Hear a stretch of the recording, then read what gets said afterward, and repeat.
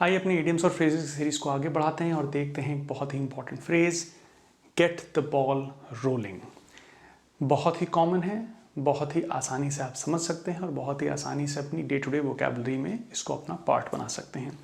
क्या है मतलब, ये जानेंगे। सेंटेंस में कैसे इस्तेमाल करते हैं ये जानेंगे।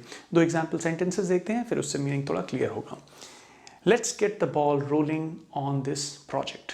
Let's get the ball rolling on this project. We need to get the ball rolling if we want to meet the deadline। मतलब अगर हमें डेडलाइन मीट करनी है then we should get the ball rolling। क्या मतलब है? Simple मतलब है to start something।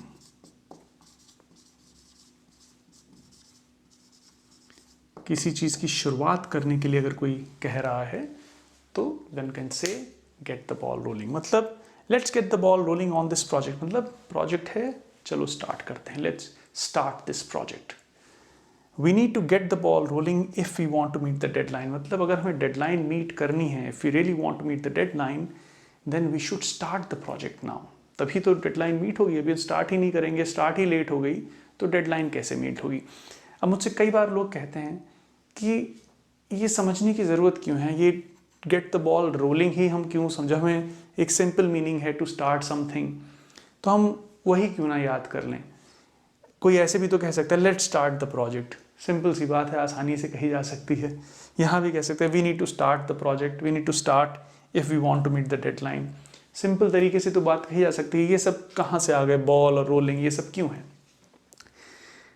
आपको लैंग्वेज जैसे इस्तेमाल करनी है ये आपकी चॉइस है, लेकिन आप दूसरे की चॉइस नहीं डिसाइड करेंगे।